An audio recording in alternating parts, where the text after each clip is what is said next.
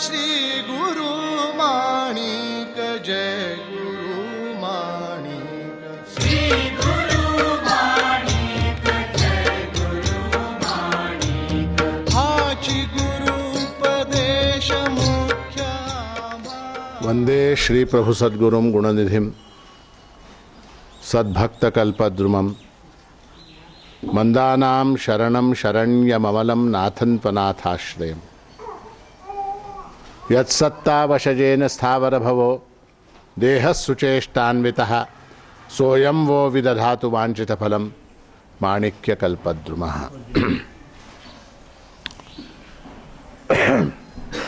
आज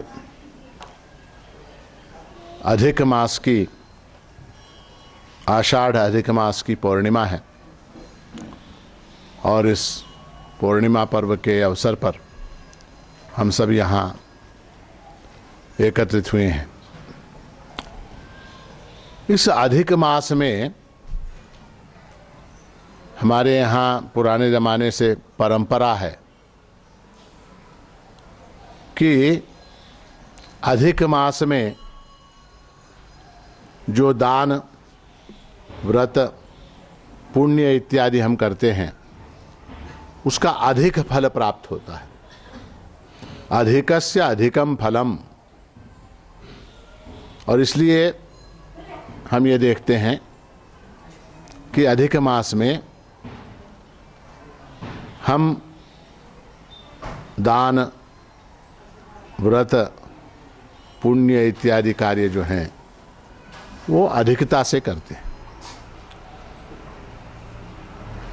इसका क्या फल है? अगर आपसे पूछा जाए कि ये जो आप सब दान वगैरह करते हैं इसका फल क्या है,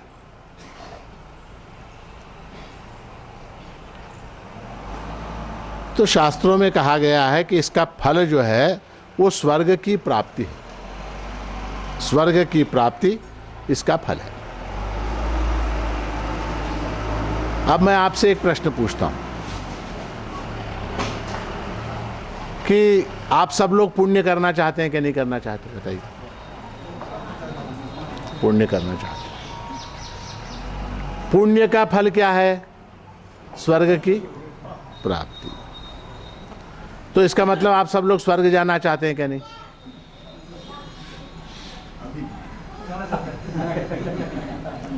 तो स्वर्ग जाना चाहते हैं। स्वर्ग जाने के लिए प्री कंडीशन क्या है? मरना है। मरना चाहते हैं क्या?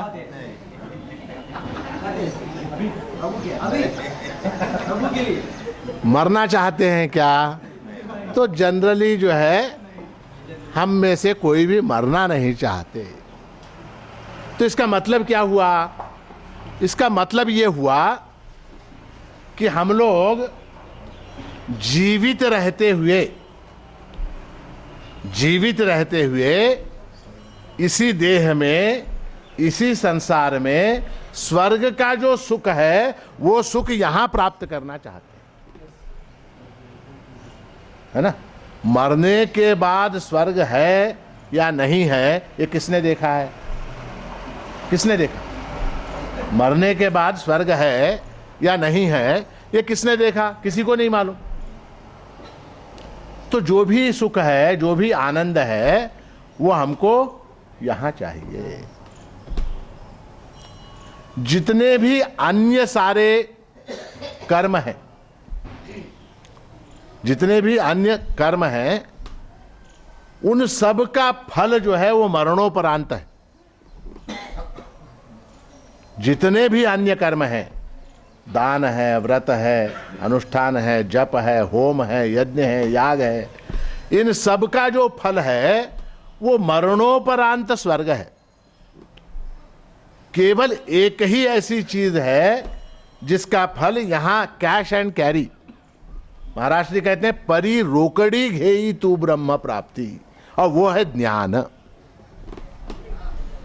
केवल ज्ञान के द्वारा यहीं इस लोक में, इस देह में हमको आनंद की प्राप्ति होती है। वेदांत शास्त्र में इसको जीवन मुक्ति कहते हैं, जीवित रहते हुए मुक्त हो जाना। दुख क्यों है?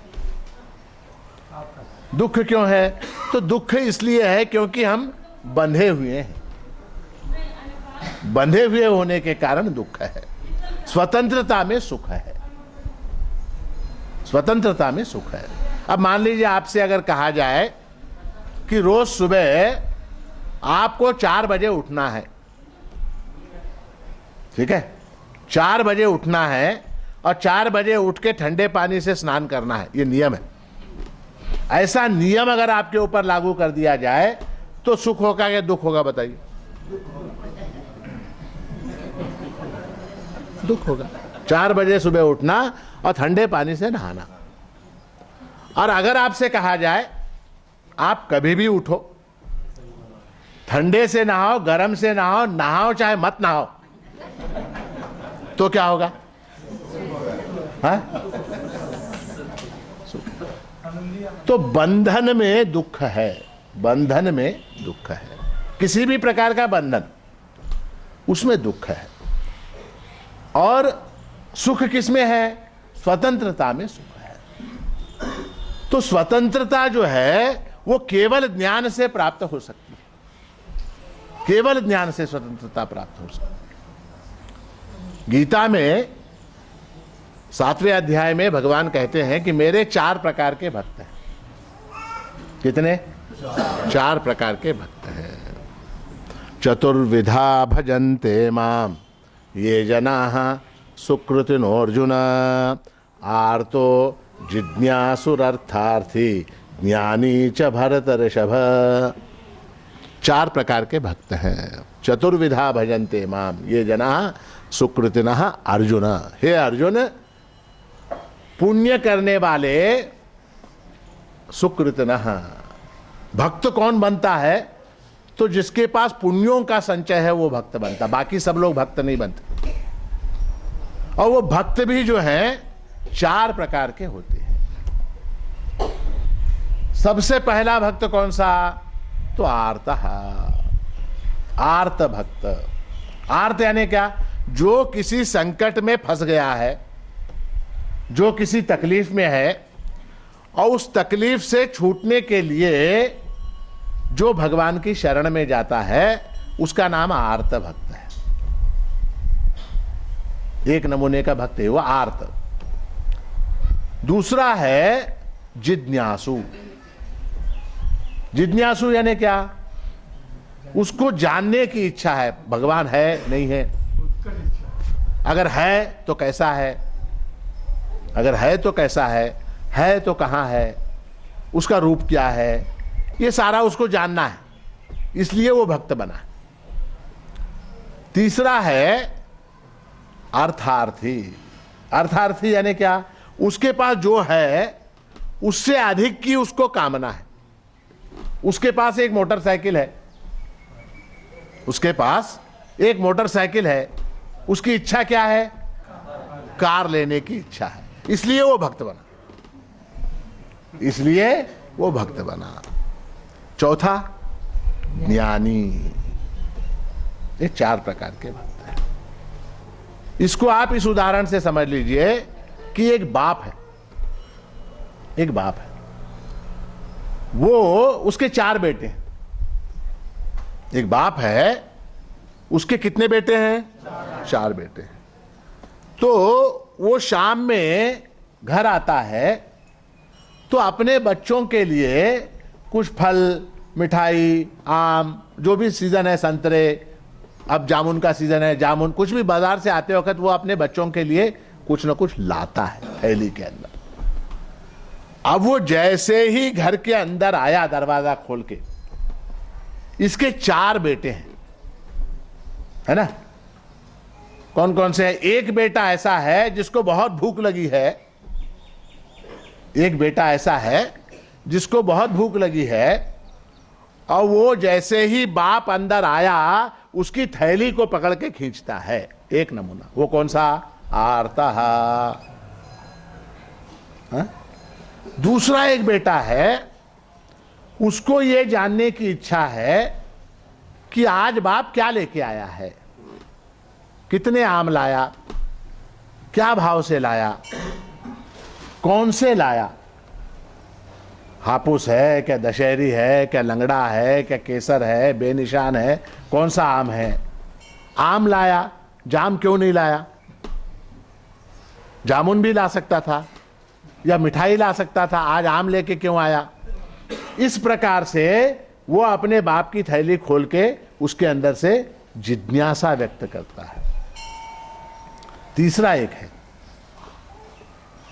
वो ये हिसाब डालता है कि बाप जो है 8 आम लेके आया है, हम लोग 4 भाई हैं, हमको सबको 2 देगा, 2 से मेरा काम होने वाला नहीं। सबको 2-2 आम बांटेगा बाप, 8 लेके आया, 4 बेटे हैं, तो 2 से मेरा काम होने वाला नहीं है, मैं और एक किस तरह से प्राप्त करूं। ये कौन है? ये अर्थार्थी है। और चौथा है एक, उसको उस बाप के ऊपर पूरा भरोसा है, बाप लाया है वो अवश्य देगा, उसमें जिज्ञासा करने की कोई आवश्यकता नहीं है, भाव करने की कोई जरूरत नहीं है। वो जो भी लाया है उसका कर्तव्य है, वो अवश्य देगा, हमको चिंता करने की क्या आवश्यकता है। वो कौन सा है? ज्ञानी। ऐसे 4 भक्त हैं और भगवान कहते हैं तेषाम ज्ञानी नित्ययुक्तः एक भक्तिर विशिष्यते प्रियो हि ज्ञानिनोत्यर्थम अहम सच मम प्रियः। ये 4 में जो ज्ञानी है वो मुझको बड़ा प्रिय है, मैं उसको प्रिय हूं, वो मुझको प्रिय है। 4 भक्तों में आर्तो जिज्ञासुर अर्थार्थी ज्ञानी च भरतर्षभ, उसमें ज्ञानी मुझको सबसे ज्यादा प्रिय है। अहम सच मम प्रियः, मैं उसको प्रिय हूं और वो मुझको प्रिय है। अब ये प्रियता की जो बात है इसको आप ऐसे समझिए कि जैसे जैसे अंतर कम होता चला जाता है वैसे वैसे प्रियता बढ़ती चली जाती है क्या नहीं? हमारे में आप में जो डिस्टेंस है, जो अंतर है, वो जैसे जैसे कम होगा वैसे वैसे प्रियता अधिक बढ़ती जाएगी। अंग्रेजी में कहते हैं ना, he is very close to me. मतलब क्या? क्लोज यानी वो आके यहां नहीं बैठा। किसी के बारे में जब हम कहते हैं कि एक फलाना आदमी है, he is very close to me, मतलब क्या हुआ उसका? क्लोज म्हणजे माझ्या जवळचा आहे, तो जवळचा है। जितना हमारा अंतर कम होता चला जाता है उतना वो अधिक अधिक प्रिय होता चला जाता है। और अगर मान लीजिए वो अत्यंत प्रिय अगर हुआ तो अंतर कितना रहा? 0 0 0 1 हो गया। इसीलिए भगवान आगे के श्लोक में कहते हैं उदारा सर्व एवैते ज्ञानी त्वात्मैव मे मतम। ये 4 भक्त अच्छे हैं, बुरा कोई नहीं है इसमें, अच्छे हैं। मत ज्ञानी जो है तू आत्मैव मे मतम, वो मेरा आत्मा है, एक रूप है, वो मुझसे तादात्म्य भाव को प्राप्त हो गया है, वो मुझसे एक रूप हो गया है। किम बहुना, वो मेरा आत्मा है, मैं उसका आत्मा हूं, वो मेरा आत्मा है। ज्ञानी स्वात्मैव मे मतम, ज्ञानी भक्त जो है वो मेरा आत्मा है। ऐसा ये जो ज्ञानी भक्त होता है उसके लक्षण क्या है, वो कैसा होता है? ज्ञानी भक्त कैसा होता है इसका वर्णन जो है भगवान ने गीता के 12वें अध्याय में किया है। वैसे तो दूसरे अध्याय में अर्जुन ने स्वयं पूछा है भगवान से कि आपका अच्छा जो भक्त होता है वो कैसा होता है? स्थित प्रज्ञस्य का भाषा समाधिस्तस्य केशव स्थितधि किम प्रभाषेत किमासीत व्रजेत किम। स्थित प्रज्ञ जो है आपके चरणों में जिसकी दृढ़ निष्ठा है ऐसा भक्त वो क्या बोलता है, कैसे बोलता है? स्थित प्रज्ञस्य का भाषा, वो कैसे बोलता है? और स्थितधि किम प्रभाषेत, किमासीत, वो कैसे बैठता है? व्रजेत किम, जब संसार में वो किस तरह से आचरण करता है? ऐसा प्रश्न दूसरे अध्याय में भी अर्जुन ने पूछा है, वहां भी भगवान ने उसका उत्तर दिया। और 12वें अध्याय में अत्यंत सरल शब्दों में भगवान ने भक्त के लक्षण बताए। अब देखिए, मान लीजिए कोई डॉक्टर है ना, कोई डॉक्टर है, उसका क्वालिफिकेशन क्या होना चाहिए बोलिए आप? MBBS या BAMS? आयुर्वेदिक होगा तो BAMS होना चाहिए, एलोपैथिक होगा तो MBBS होना, कम से कम MBBS होना चाहिए। इंजीनियर का क्वालिफिकेशन क्या है? कम से कम BE होना चाहिए। मान लीजिए मैंने कहा ये वकील है, इसका क्वालिफिकेशन क्या होना चाहिए? कम से कम LLB होना चाहिए। मैंने कहा ये भक्त है, ये भक्त है, इसका लक्षण क्या, कैसा होना चाहिए? वो भक्त का लक्षण जो है भगवान ने 12वें अध्याय में बताया है। तो 12वें अध्याय के 13, 14, 15, 16, 17, 18, 19, 20 या 8 श्लोक, इसमें ज्ञानी भक्त के लक्षण भगवान ने बताए। अब इसका हमको क्या लाभ? बताए होंगे, अर्जुन को बताए होंगे, हमको क्या लाभ? तो ऐसा है कि एक तो ऐसा जो भक्त होता है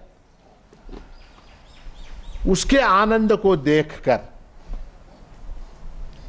उसके आनंद को देखकर हमारे मन में भी वैसी स्वतंत्रता, वैसा आनंद, वैसी जीवन मुक्ति को प्राप्त करने की एक आकांक्षा जागती है। जागती है कि नहीं जागती? अब देखिए आप लोग जहां जहां जिम होते हैं, जिम देखे, जिम मालूम है जिम क्या होता है? वहां एक्सरसाइज करने का। अब वो जिम के बाहर वहां तस्वीरें लगी होती हैं, देखिए आपने तस्वीरें जिम के बाहर? जिमच्या बाहेर असे फोटो लावलेले असतात, वो देख के आपके मन में क्या आता है? मैं भी ऐसा बनूं, है ना? उसकी मसल्स, उसकी छाती और उसका बदन वगैरह देख के अपने को ऐसा लगता है कि मेरा शरीर भी ऐसा होना चाहिए। तो इसलिए मैं क्या करता हूं? जिम ज्वाइन करते हैं। तो यहां ये 12वें अध्याय में भक्त का लक्षण बताने का कारण क्या है कि भक्ति के मार्ग में चले लोग। ये भगवान की मार्केटिंग स्ट्रेटेजी है। मार्केटिंग को किसने शुरू किया? भगवान श्री कृष्ण ने शुरू किया।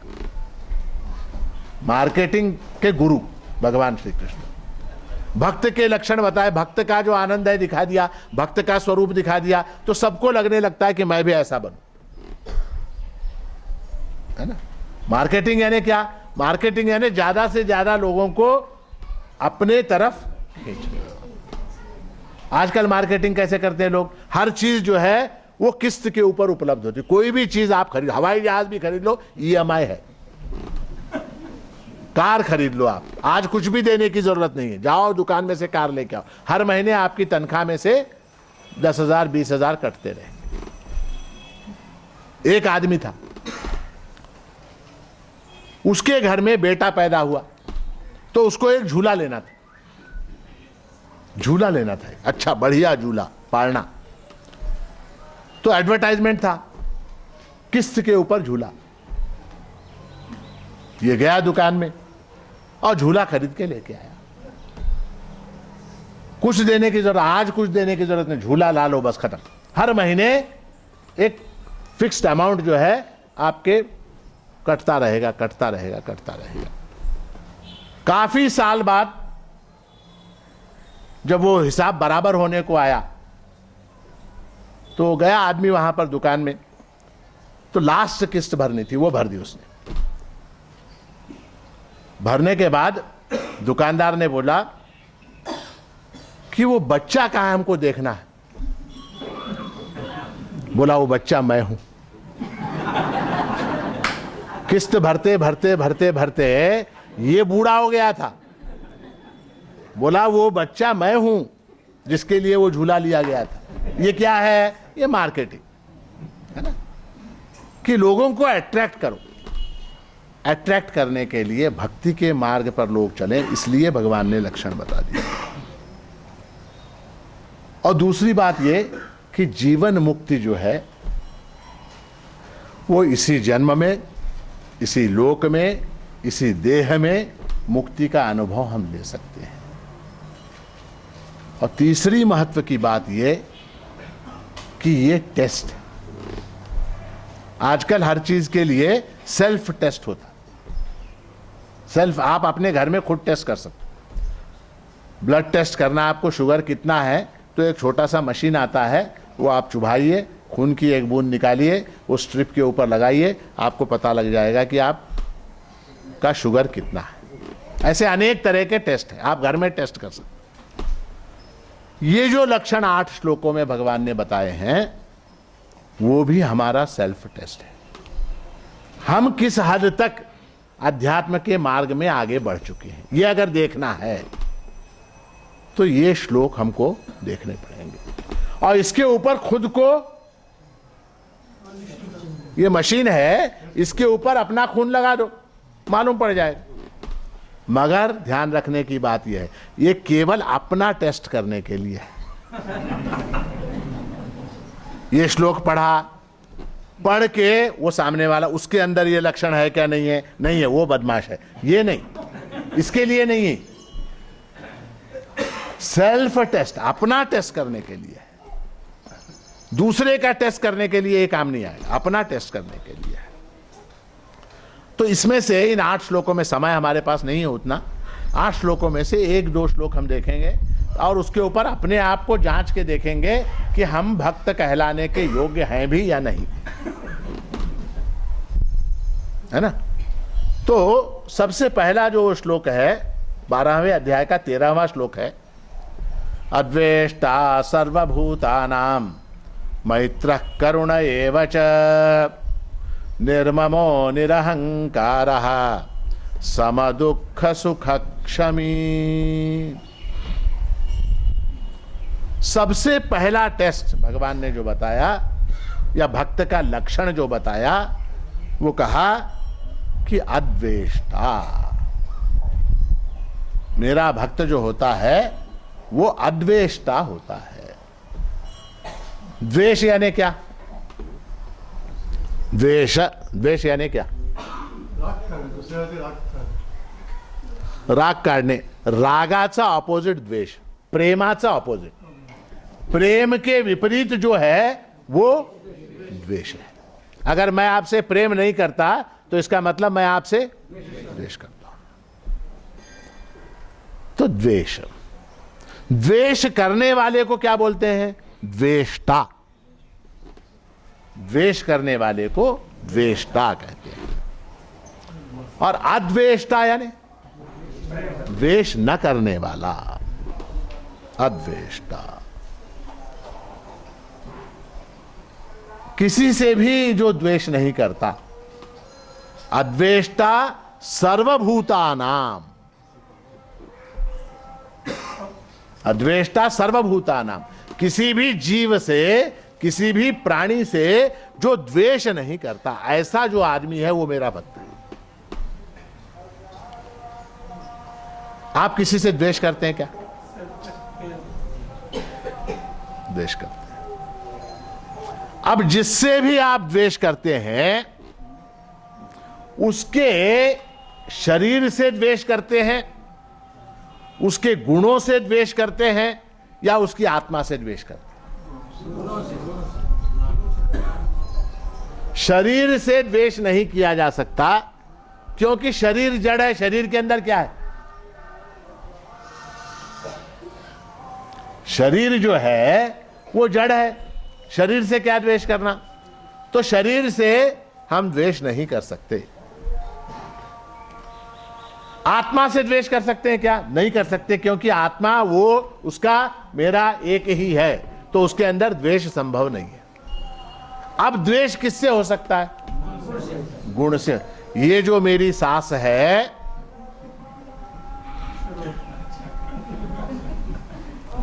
या ये जो मेरी बहू है, महाराज सगळं चांगलं आहे, हिचे गुण बरोबर नाही, इसके गुण अच्छे नहीं, है ना? तो गुणों से द्वेष है। अब एक चीज आप बताइए, गुणों को सुधारने का उपाय द्वेष है क्या? गुणों को, किसी के गुण अच्छे नहीं है, माना चलो इनके गुण अच्छे नहीं, या इनके गुण अच्छे नहीं, अब हमारा क्या प्रॉब्लम है? इनके गुण अच्छे नहीं है, ठीक है, तो क्या होना चाहिए? इनके गुण सुधरने चाहिए। अब गुणों को सुधारने के लिए द्वेष करने से गुण सुधरते हैं क्या? तो फिर द्वेष करने का लाभ क्या? उल्टे मेरे अंदर एक विकृति आ गई, मेरे अंदर दोष उत्पन्न हो गया है कि मैं द्वेष करता हूं, ये दोष मेरे अंदर आ गया। जिसके लिए मैंने द्वेष किया वो सुधरता है क्या? सुधर सकता है क्या? द्वेष करने से हम किसी को सुधार सकते हैं क्या? नहीं सुधार सकते। तो द्वेष करने से लाभ क्या? लाभ क्या? लाभ तो कुछ है ही नहीं, उल्टे नुकसान है, हानि है उसके अंदर। और हम जब भी द्वेष करते हैं तो उस द्वेष को जस्टिफाई करते हैं,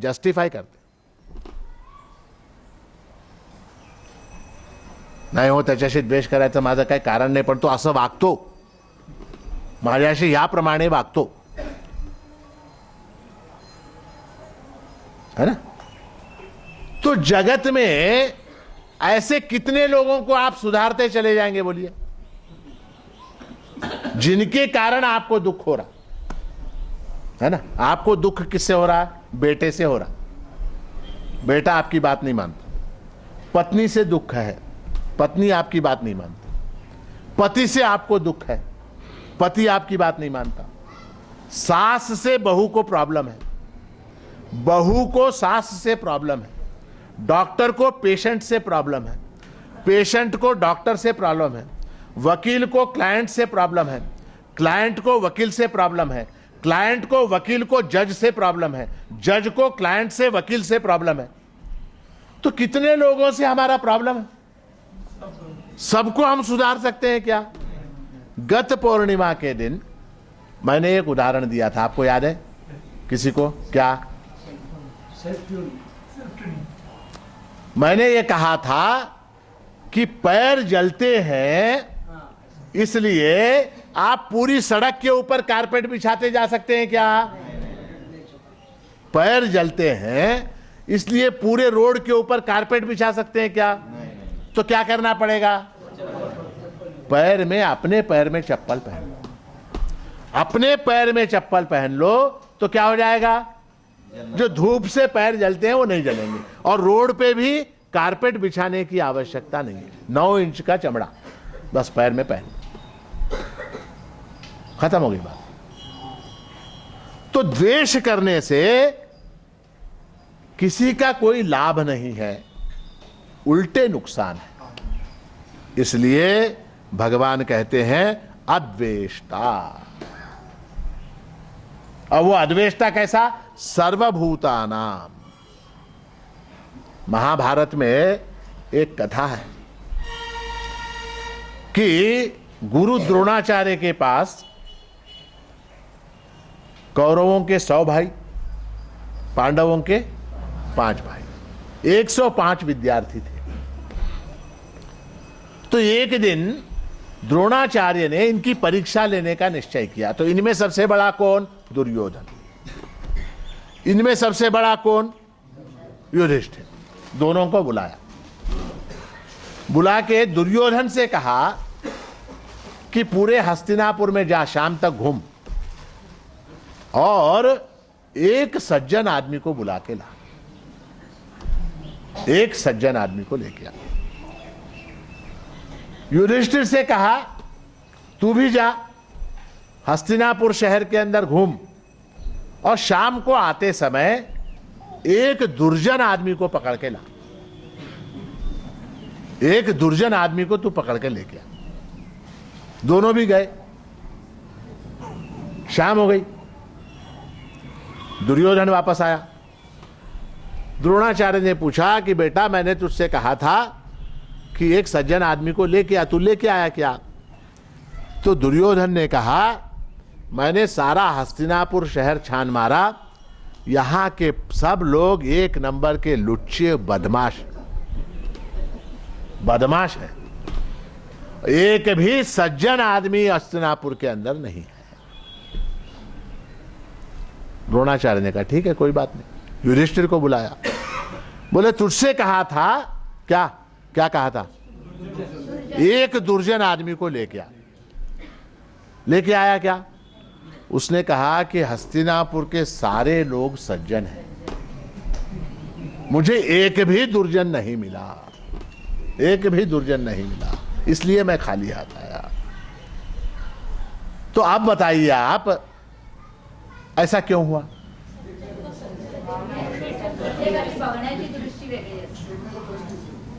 जो जसा असतो त्याला लोक तसे दिसतात, जो जसा असतो, जो आदमी जैसा होता है, जिसका गुण जैसा होता है, जिसका स्वभाव जैसा होता है, जिसकी प्रकृति जैसी होती है, वैसा ही सामने वाला दिखाई देता है, वैसा ही दिखाई देता है। इसलिए दुर्योधन को एक भी सज्जन नहीं मिला, युधिष्ठिर को एक भी दुर्जन नहीं मिला। जो द्वेष करने वाला है, जो द्वेष करने वाला है, वो स्वयं भी द्वेष करने के योग्य है, वो स्वयं भी द्वेष कर लेने के योग्य है। इसलिए पहला लक्षण क्या है? अद्वेष्टा, अद्वेष्टा सर्वभूताना। अब किसी से हमको द्वेष नहीं करना है। दूसरा लक्षण क्या बताया? मैत्रः, मैत्रः। मैत्र यानी क्या? मैत्र यानी मित्रता, मैत्र यानी मित्रता। ये मित्रता का लक्षण संबंध ऐसा है, भगवान कहते हैं मैत्र सर्वभूताना, सभी के साथ मित्रता। ये मित्रता का संबंध ऐसा है, ये एक ही संबंध ऐसा है कि जिसके अंदर परस्पर कुछ लेने या देने की भावना नहीं। बाकी जितने संबंध हैं उन संबंधों में लेने और देने की बात है। बाप और बेटे का संबंध है, बाप का और बेटे का संबंध है। क्या अपेक्षा है बताइए? पहले बेटे की अपेक्षा यह है कि बाप मुझको अच्छा मोबाइल दिलवाए, बाप मुझको मोटरसाइकिल ला के दे, बाप मुझको कॉलेज में डाले, बाप मुझे अच्छे अच्छे कपड़े दिलाए, बाप मेरी शादी करे। ये सारी अपेक्षाएं हर बेटे को अपने बाप से होती है। फिर कालांतर में बाप की अपेक्षा क्या? ये बेटा मुझको हॉस्पिटल लेके जाए, ये बेटा मुझको दवाई दिलवाए, ये मेरा चेकअप करवाए, ये मेरी सेवा करे। बुढ़ापे के अंदर हर बाप की अपेक्षा ये होती। अब मान लीजिए बेटे ने अपना धर्म नहीं निभाया या बाप ने अपना धर्म नहीं निभाया, तो क्या हो जाएगा?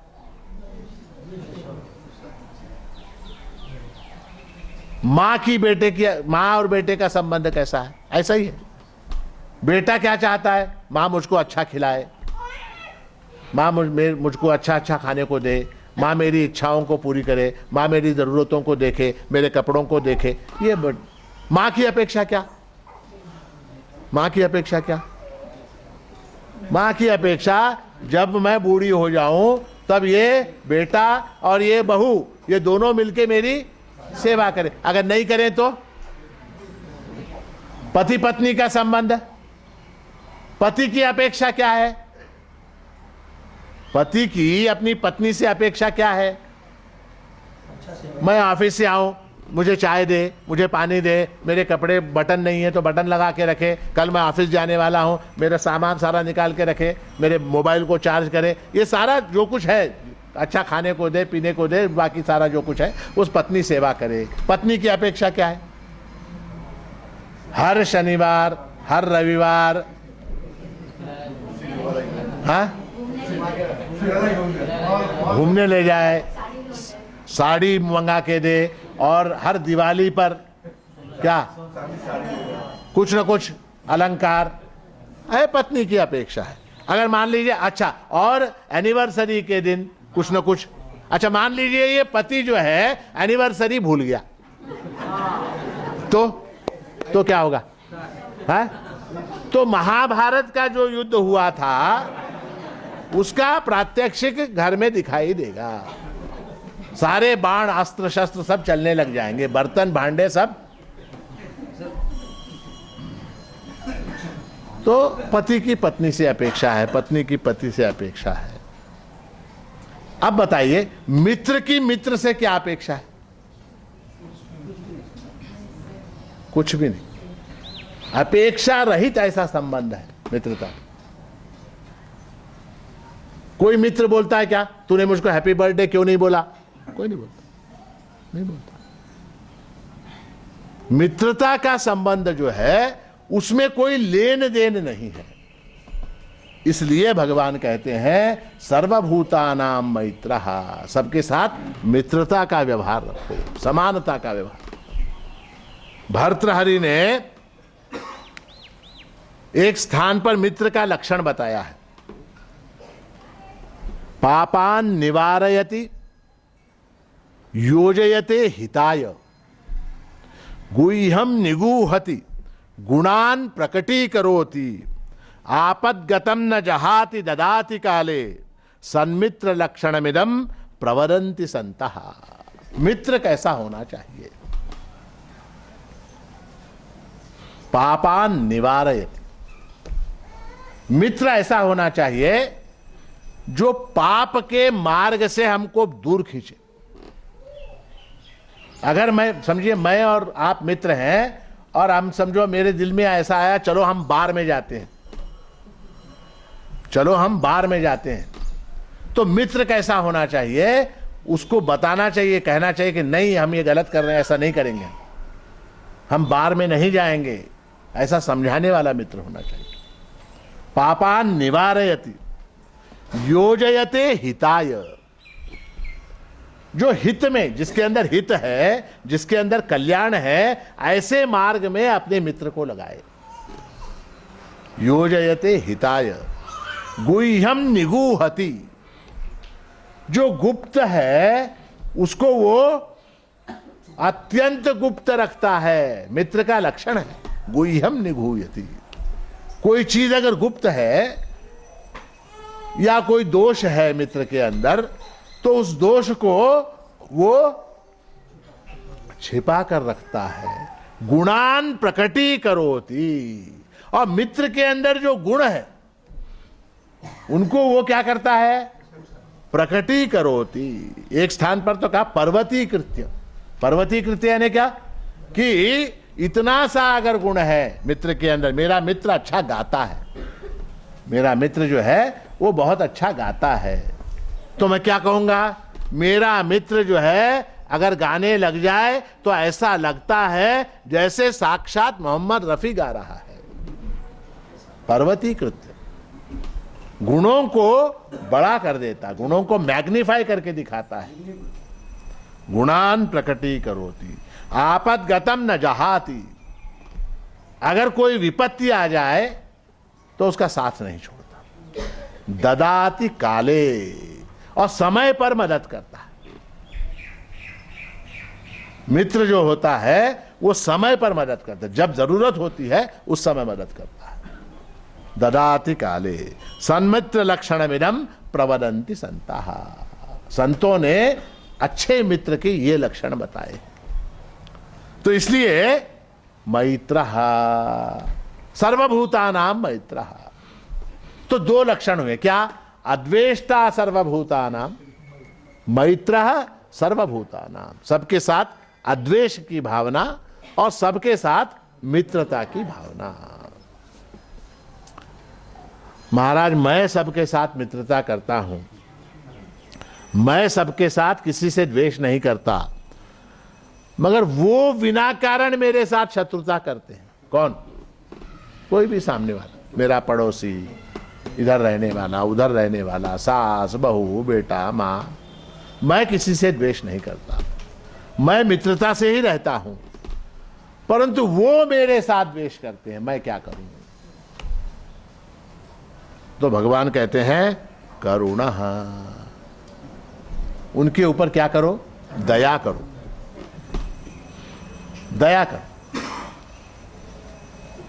करुणा है यानी दूसरे के दुख को अपना दुख समझना।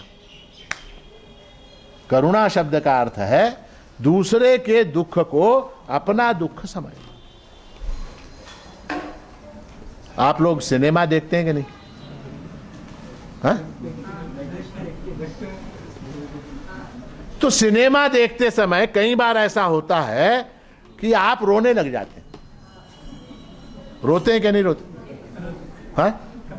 वही कभी कभी रोते हैं। तो क्यों रोते? वो हीरोइन का जो दुख है, वो दुख अपने ऊपर लाद लेते हैं और रोने लग जाते हैं। या हीरो का जो दुख है, हीरोइन का जो दुख है, उस दुख से इतने प्रभावित हो जाते हैं कि वो दुख मेरा है ऐसा समझ के हम रोने लग जाते हैं। उसी तरह से जो आदमी, देखिए, द्वेष कौन करता है, क्रोध कौन करता है, हिंसा कौन करता है? जो दुखी है वही करता है। ध्यान दीजिए आप इस बात को। कोई अगर आपसे शत्रुता कर रहा है, कोई आपसे द्वेष कर रहा है, कोई आपको गाली दे रहा है, क्यों दे रहा है? वो दुखी है। उसका दुख, उसका संताप जो है क्रोध के रूप में अभिव्यक्त हो रहा है। आपने ऐसा कोई आदमी देखा जो अत्यंत प्रसन्न हो और वो झगड़ा करने आ गया? अभी तक आपने देखा क्या? एक आदमी है, वो बेचारा प्रसन्न है, हंस रहा, और हंसते हुए आपसे झगड़ा करने आ गया। ऐसा हुआ क्या? वो जो झगड़ा करने के लिए आया है, जो गाली देने के लिए आया है, जो आपको मारने के लिए आया है, जो आपको कष्ट पहुंचाने के लिए आया है, वो स्वयं बेचारा दुखी है। तो भगवान कहते हैं करुणा, उसके दुख को समझने की कोशिश करो। उसके दुख को यदि तुमने समझ लिया तो क्या हो जाएगा? तो तुम उसके साथ द्वेष नहीं करोगे। उसके दुख को समझने की कोशिश करो, करुणा। और उसके बाद एक बहुत बड़ी बात भगवान ने कही है कि निर्ममः, मेरा जो भक्त होता है वो निर्मम होता है। निर्मम यानी क्या? ममता। ममता यानी क्या? ममता म्हणजे माझे आणि अहंता म्हणजे मी। निर्ममो निरहंकारः, ऐसा शब्द है। निर्मम और निरहंकार। अहंकार यानी मैं, ममता यानी मेरा। अब एक चीज आप बताइए कि जगत में जितने दुख आपको हैं, जितने दुख आपको हैं, उन सब की जड़ में ममता है अथवा अहंता है या नहीं? बताइए, है ना? अब मान लीजिए ये घड़ी किसकी है? मेरी। ये घड़ी मेरी है। अब मान लीजिए आप में से कोई आया, ये घड़ी उठा के चला गया, तो मुझको क्या होगा? दुख होगा। कोई आया मेरी घड़ी उठा के ले गया तो मुझको दुख होगा, है ना? कोई भी वस्तु कोई भी वस्तु जो मेरी है उसको अगर आप उठा के ले गए तो मुझको दुख होता।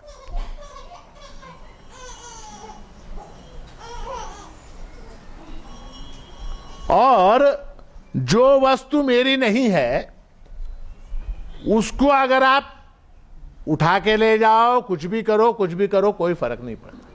पड़ता है क्या? अब आपका घर है कि नहीं? आपका घर है। आपके घर में अगर कोई घुस गया, कोई आके बैठ गया, जाने को तैयार नहीं है, तो आपको क्या होगा? दुख होगा,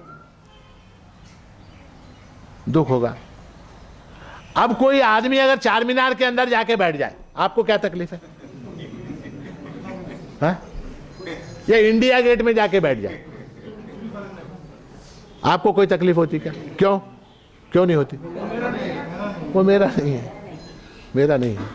तकलीफ कब होती है, दुख कब होता है? जब उस वस्तु को आप मेरा कहते हैं, तब से दुख शुरू हो जाता। दुख शुरू कहां होता है?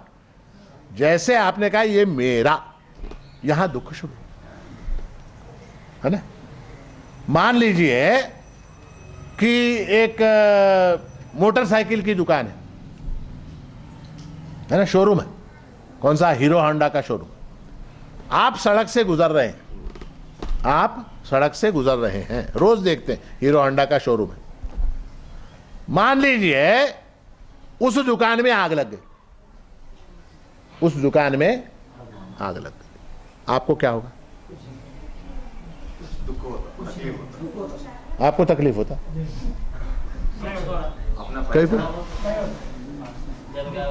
बाजार में एक दुकान है, हीरो होंडा शोरूम है, आपका नहीं हो, आपका नहीं है, उसके अंदर दुकान में आग लग गई, आपको क्या तकलीफ है? कुछ भी नहीं, देखा निकल गए। मान लीजिए उस दुकान में से एक मोटरसाइकिल है जिसका आपने पेमेंट कर दिया है और डिलीवरी लेनी बाकी है, तो हाँ?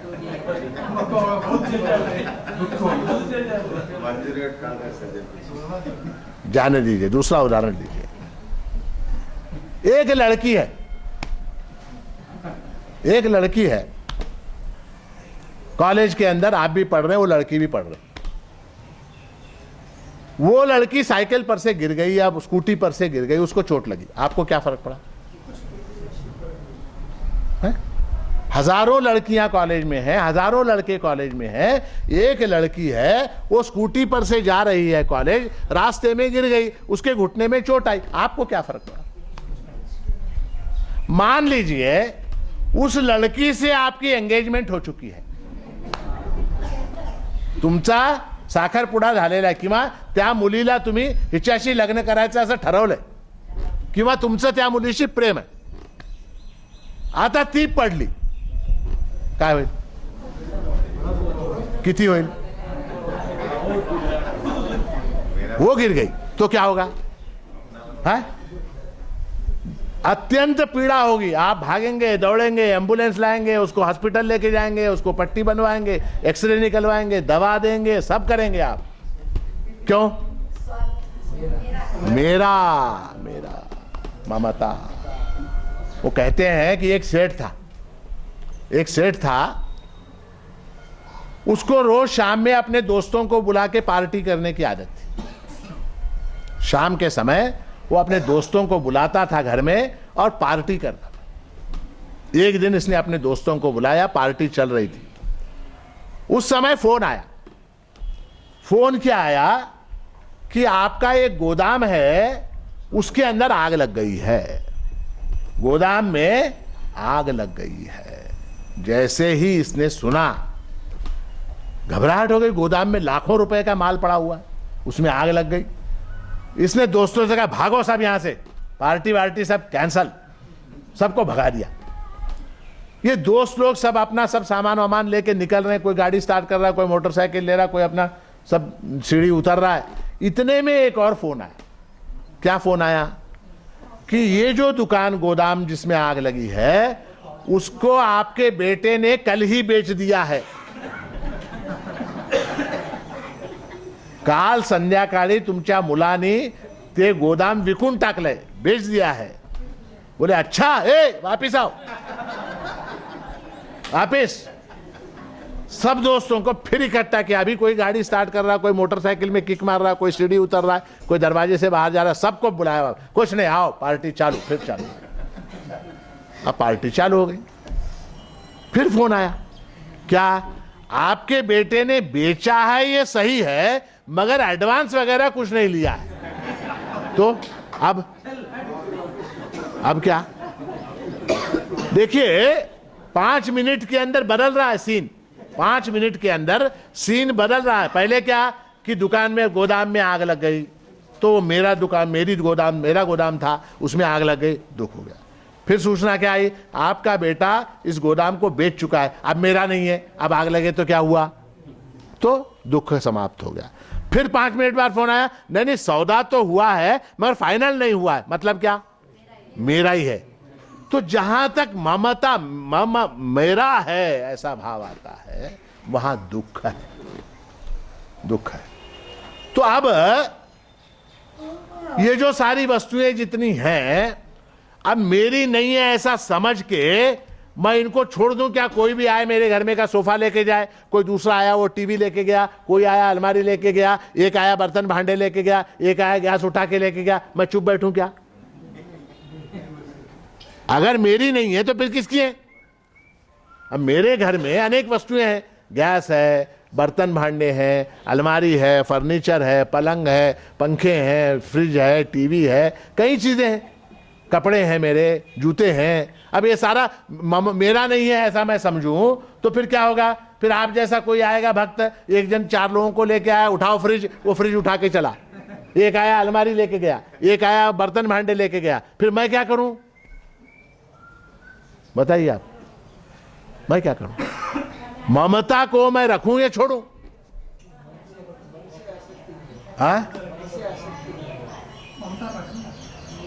ममता को रखना है कि छोड़ना है, वो बताइए. उसको भगवान ने कहा है रखो, उसका रक्षण करो, मगर आसक्ति में मत. जैसे आप एक होटल के अंदर जाके रहते हैं कि नहीं? होटल में, हाँ, आप समझो बंबई गए, लंदन गए, कहीं गए, तो एक होटल के अंदर जाके रहते हैं. अब वो होटल का जो कमरा है, वहां का जो पलंग है, वहां की जो अलमारी है, वहां का जो बाथरूम में का सामान है, वो आपका है क्या? आप इस्तेमाल करते हो क्या? नहीं है? इस्तेमाल करके जितने दिन आपको उसमें रहना है उतने दिन रह के बिल सेटल करके चाबी दे के फिर आप साथ में लेके जाते क्या? नहीं. उसी तरह से ये जो वस्तुएं हैं, ये परमात्मा ने आपको इस्तेमाल करने के लिए दी है. ये सारी वस्तुएं, ये आपका फ्रिज, आपकी अलमारी, आपकी गाड़ी, आपका बैंक बैलेंस, आपका सोना चांदी, कपड़े, बर्तन भांडे, जो भी है, पत्नी पुत्र, सब कुछ, ये सब कुछ जो दिया गया है वो आपको इस्तेमाल करने के लिए दिया गया. आप उसके मालिक नहीं. जैसे ही आपने अपने आप को मालिक समझा, वहां दुख शुरू हो जाता. आप किसी भी वस्तु के मालिक नहीं. मालिक कौन होता है बोलिए? नहीं, मालिक किसको बोलते? मालिक किसको बोलते? बहुत अच्छे. पूर्णतः अधिकार जिसका हो उसको मालिक बोलते हैं. पूर्ण अधिकार होना चाहिए. अब जैसे घर है ना, इस घर का मालिक मैं हूं, ऐसा मैं समझता हूं. इस घर का मालिक मैं हूं. तो ये जो जिसका मालिक मैं हूं, वो वस्तु मेरी मर्जी के अनुसार चलनी चाहिए क्या नहीं? मेरी मर्जी के अनुसार चलनी चाहिए क्या नहीं? जिसका मालिक मैं हूं, वो वस्तु मेरी मर्जी के अनुसार चलनी चाहिए. मैं जब चाहूं, जब तक चाहूं, तब तक वो मेरे साथ रहे, सदा सर्वदा मेरे साथ रहे. होता है क्या ऐसा? होता है क्या? घर वहां का वहां रह जाता है, मालिक निकल जाता है. अच्छा, घर को आप हमेशा ये मेरा घर, ये मेरा घर, मेरा घर, मेरा घर कहते, वो घर कभी कहता है कि ये मेरा मालिक है? तो आपका मालिकाना हक 50% है। आप समझ रहे हो मालिक, वो जिस वस्तु को आप अपना मालिक अपने अपने स्वामित्व में समझ रहे हो, वो वस्तु आपको अपना मालिक समझती है क्या? दूसरी बात, 100 रुपए का नोट है क्या आपके पास? है नहीं, वापस करूंगा।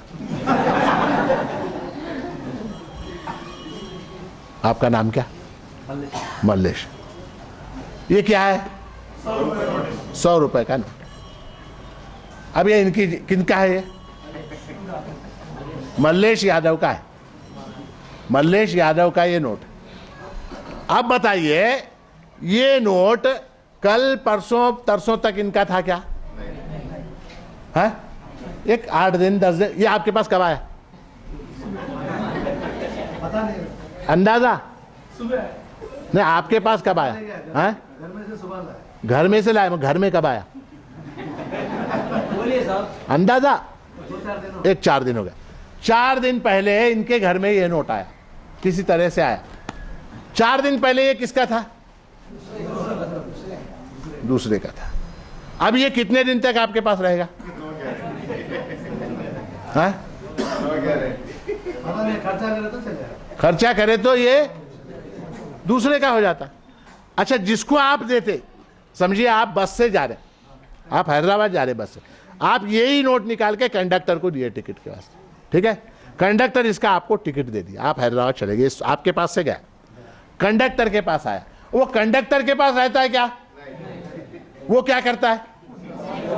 वो डिपार्टमेंट को दे देता है। डिपार्टमेंट के पास रहता है क्या? तो वो कहां जाता है? वो बैंक में जाता है। बैंक में से किसके पास जाएगा? है? किसी के पास, यल्लया मल्लया किसी के भी पास जा सकता है? ये किसी के भी पास जा सकता है। तो अब ये, अब बताइए, ये नोट मल्लेश यादव का है क्या? अब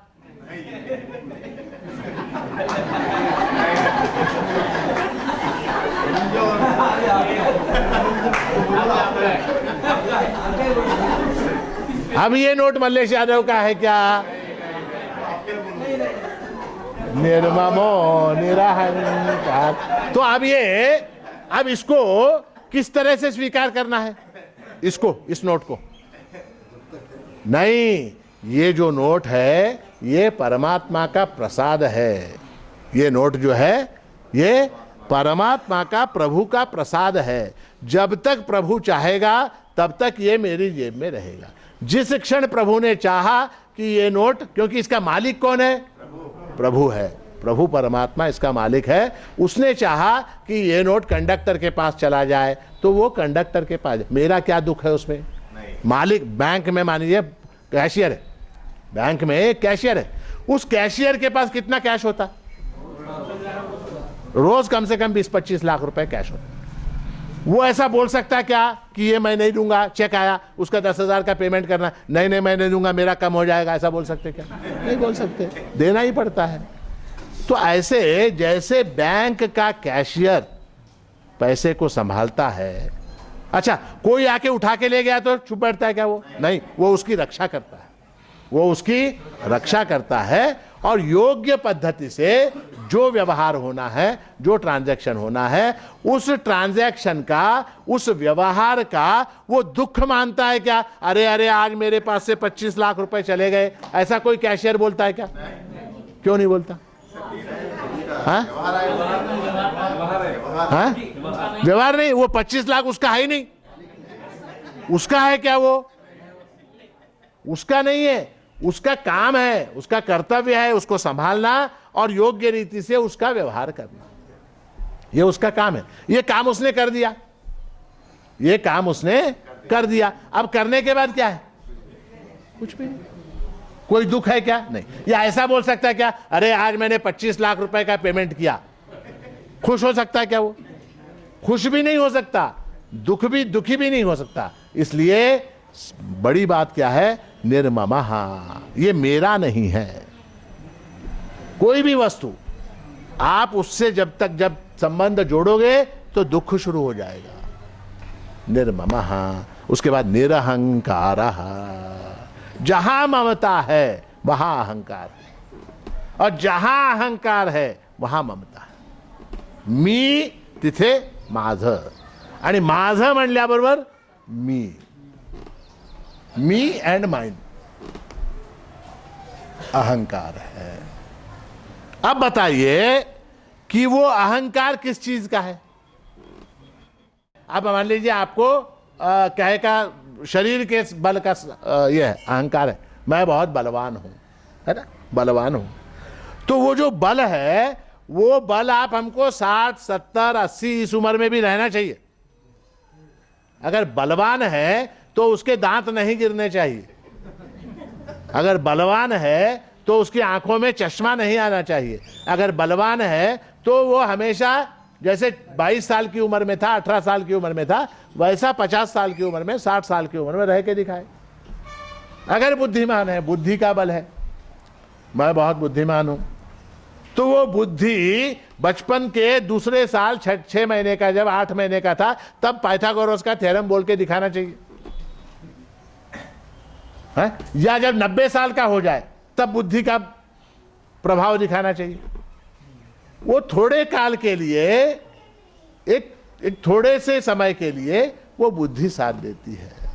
किसी किसी को रूप का गर्व होता है, मैं बहुत रूपवान हूं। तो अगर सब लोग रूपवान हैं तो फिर उम्र के साथ साथ 30 साल के बाद, 40 साल के बाद, 50 साल के बाद, 60 साल के बाद वही रूप होना चाहिए। धन का गर्व है तो धन स्थिर रहना चाहिए। तो ये सारी चीजें जो हैं वो आगमापाई हैं, शास्त्र में उनको कहा गया आगमापाई, यानी क्या, आने वाले जाने वाले। जो चीज आने वाली है, जो चीज जाने वाली है, उसका आप अहंकार कर सकते हैं क्या? मैं हमेशा एक कहानी बताता हूं, मेरे ख्याल से आप लोगों को भी सुनाई होगी, सुनाई है नहीं सुनाई है मुझे याद नहीं। एक राजा था, राजा अपने घोड़े पे बैठ के शहर में सवारी करने के लिए जा रहा, शहर में जा रहा। तो शहर के जितने लोग हैं वो सारे दोनों तरफ खड़े होके उस राजा को सलाम कर रहे हैं। राजा आ रहा है तो उसको सलाम कर रहे हैं सब लोग। शहर के बाहर घोड़ा पहुंचा, घोड़े को राजा की भाषा आती थी, राजा को घोड़े की भाषा आती थी। घोड़े ने कहा उतर। किससे कहा? राजा से कहा। क्या कहा? उतर, पहले उतर। राजा बोला क्यों? बोला पहले उतर। तो राजा जो है वो उतरा, उतर के पूछा क्या भाई क्या बात है, क्यों उतर? तो घोड़े ने कहा आज से मेरी पीठ के ऊपर बैठना बंद, स्टॉप, नहीं सवारी बंद। तो राजा ने कहा क्यों, क्या बात है, किस लिए बंद? बोला देखते नहीं कितने लोग मेरे को सलाम कर रहे थे, मेरी इज्जत का क्या होगा? कौन बोला? घोड़ा बोला। किससे बोला? राजा से बोला। घोड़े ने क्या समझा? सब लोग जो सलाम कर रहे हैं वो मेरे को सलाम कर रहे हैं। घोड़े का अहंकार आ गया वहां। तो वैसे ही ये शरीर क्या है? घोड़ा है। ये शरीर घोड़ा है, और हमको जितना अहंकार है वो शरीर से संबंधित है। मैं रूपवान हूं, मैं बलवान हूं, मैं धनवान हूं, मैं बुद्धिमान हूं, ये सारी चीजें शरीर से संबंधित है। शरीर घोड़ा है, इसके ऊपर सवारी करने वाला राजा जो है वो कौन है? वो आत्मा है। आत्मानं रथिनं विद्धि शरीरम रथमेव तु। आत्मा जो है वो रथी है, उसके ऊपर सवारी करने वाला है। शरीर जो है वो रथ है। तो इसलिए भक्त जो है वो अहंकारी नहीं होता। निर्ममो निरहंकारः समदुःख सुख क्षमी। और वो जो भक्त है वो सुख में और दुख में सम रहता है। सुख में और दुख में सम रहता है। क्यों? सुख में और दुख में सम कैसे रह सकते हैं, बताइए। सुख अगर आया तो सुख को हम व्यक्त करेंगे। मान लीजिए हमारे घर में अगर बेटा पैदा हुआ, हम पटाखे उड़ाएंगे, पटाखे लगाएंगे, बाजा बजाएंगे। हमारी बेटी की शादी अगर हुई तो हम बाजा बजाएंगे। सुख अगर हुआ तो हम खुशी को व्यक्त करेंगे, और दुख अगर हुआ तो रोएंगे। दुख अगर हुआ तो हम रोएंगे। भगवान कहते हैं नहीं, सम दुख सुख क्षमी। दुख में सुख में समान रहना है। अब पहले हम सुख को लें। सुख में अत्यंत हर्ष का प्रदर्शन करने से क्या नुकसान है, बताइए। क्या नुकसान है?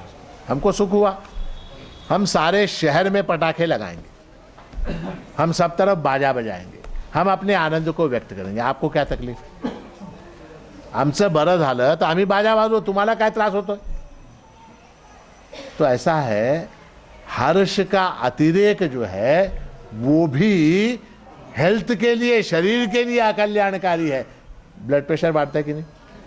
मान लीजिए लॉटरी लगी, आपको मैसेज आया क्या कि आपको लॉटरी लग गई। कितने की? 7 करोड़ की। 7 करोड़ की लॉटरी लग गई तो क्या होगा? आपका बीपी बढ़ जाएगा। अक्सर मोबाइल में मेरे को तो कई मैसेज आते हैं, आपके मोबाइल फोन ने 25 करोड़ रुपए जीते, 10 करोड़ रुपए जीते, 15 करोड़ रुपए जीते। अब पता नहीं सही है झूठ है, कई मैसेज मैं डिलीट कर देता हूँ। आपको आते हैं कि नहीं? आते हैं, आप भी डिलीट कर देते, आपको पैसे की जरूरत नहीं है। तो इलेक्शन में जीत गए। इलेक्शन के टाइम पे आप देखिए कई लोग जो है कैंडिडेट जो जीतते हैं उनको हार्ट अटैक आ जाता है, खुशी से, ज्यादा खुशी से। और दुख में तो आता ही आता है। अब देखिए सुख और दुख ये दोनों क्या है? सुख और दुख बाहर से आने वाली नई वस्तु नहीं है, वो मेरे अपने कर्मों का फल है। सुख और दुख मेरे अपने कर्मों का फल है। जैसा मैंने किया वैसा फल मिला, उसमें आश्चर्य करने की क्या बात है। और सुख और दुख ये दोनों प्रसाद रूप है, ये दोनों भी प्रसाद रूप है। परमात्मा ने हमको प्रसाद दिया है। आप बोलोगे सुख को हम प्रसाद मानने को तैयार हैं, दुख कैसे प्रसाद हुआ? दुख कैसे प्रसाद हुआ? तो दुख इस रूप में प्रसाद है कि वो आपके प्रारब्ध को क्षीण कर देता है, आपको मुक्ति के नजदीक लेके जा रहा। वो जो कर्म आपने किए उनकी जो सजा है, उनका दुख क्या है? अपने बुरे कर्मों का, पापों का फल। तो जब तक वो क्षीण नहीं होगा तब तक मुक्त कैसे होंगे, बताइए। तो उनको क्षीण करने के लिए भगवान ने आपको दुख दिया। अब जितना दुख दिया उस दुख से मेरे पाप क्षीण हो रहे हैं कि बढ़ रहे हैं? क्षीण हो रहे हैं। मेरे पाप जो हैं वो कम होते चले जा रहे हैं। पाप का कम होना अच्छी बात है या बुरी बात? तो दुख भी प्रसाद रूप है, दुख भी प्रसाद रूप है। दूसरी एक और चीज महत्व की है दुख के अंदर, कि दुख से परमात्मा का स्मरण घटित हो जाता है। परमात्मा का स्मरण जो है वो दुख में ही होता है, सुख में परमात्मा का स्मरण करने का अवसर नहीं मिलता। इसलिए कुंती ने भगवान से वर मांगा। भगवान श्री कृष्ण ने कहा कि मांगो, क्या मांगते हो? वर मांगो। तो कुंती ने कहा जीवन भर मुझको दुख दो, जीवन भर मुझको दुख दो। किस लिए? ताकि सतत जो है वो स्मरण बना रहे, परमात्मा का स्मरण बना रहे। तो जो भक्त है वो सुख में दुख में समान रहता है, इस ज्ञान के साथ कि सुख दुख ये दोनों भी परमात्मा के प्रसाद हैं। और अंत में है क्षमी, यानी क्या? वो क्षमाशील रहता है, क्षमावान रहता है। तो ये एक श्लोक में इतनी बातें भगवान ने बताई। कौन कौन सी? अद्वेष्टा सर्वभूतानां मैत्रः करुण एव च निर्ममो निरहंकारः समदुःख सुखः क्षमी। 7 चीजें भगवान ने बताई। ऐसे अनेक बातें आगे भी बताई हैं। अब इन 7 लक्षणों को, अपने 7 लक्षणों पर अपने आप को हमको टेस्ट करना है। हम क्षमी हैं क्या? हम समदुःख सुख हैं क्या? हम अद्वेष्टा हैं क्या? हम करुण भाव रखते हैं क्या? हम जो है मित्र हैं क्या? हम जो हैं वो निर्मम हैं क्या? निरहंकार हैं क्या? ऐसे हमको ये ब्लड टेस्ट है। ध्यान रखिए, मेरा खुद का टेस्ट, दूसरों का नहीं। ये टेस्ट देखा, वो आदमी अद्वेष्टा है क्या? वो आदमी क्षमी है क्या? खुद का टेस्ट। तो ऐसा टेस्ट करने के लिए ये भगवान ने 8 श्लोक कहे। हमारे पास समय नहीं, 1 श्लोक हमने देखा। तो इन लक्षणों में से इन सभी लक्षणों को अपने अंदर उतारते उतारते कितना समय लग जाएगा बताइए? कितना समय लगेगा? अद्वेष्टा सर्वभूतानां मैत्र करुण एव च निर्ममो निरहंकारः समदुःख सुख क्षमी। इतना बनने के लिए हमको कितना समय लगेगा? हाँ? उसमें ऐसा है, एक लक्षण अगर आ गया तो बाकी के सब अपने आप आने लगेंगे। एक आना चाहिए बस, कोई भी एक। ऐसा भी नहीं है कि वहां से अद्वेष्टा से शुरू करें, क्षमी से शुरू करें, सुख दुख सम से शुरू करें, या निर्मम से शुरू करें, निरहंकार से कहीं से भी शुरू कर दीजिए आप। अच्छा, महिलाओं से पूछता हूं मैं, इतना दूध है, इतना दूध, उसका श्रीखंड बनाना है, दही बनाना है, तो कितना दही डालेंगे आप उसके अंदर? 1 चम्मच। इतना दूध है, उसको दही बनाना है, कितना डालें? 1 चम्मच। आवश्यक नहीं है कि ये सारे गुण अपने एक एक करके आप कमाने, नहीं, ऐसा नहीं है। एक भी अगर आ गया तो बाकी के सारे अपने आप आने लग जाते हैं। ये कमाल है उसके अंदर, ये चमत्कार है उसके अंदर। आप अद्वेष्टा बन जाइए, मैत्रः करुण एव च, ये सारी चीजें अपने आप आ जाती हैं। तो इस पौर्णिमा पर्व के अवसर पर आप यहाँ आए और यहाँ आकर आपने अधिक मास का ये कार्यक्रम, तो क्या दें भगवान को? हम क्या अर्पित करें?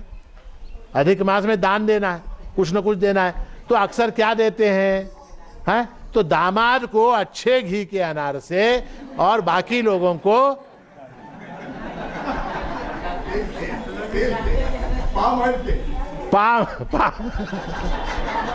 दामाद को जो देने हैं वो अच्छे, आणि हे महाराजांना देऊन टाका।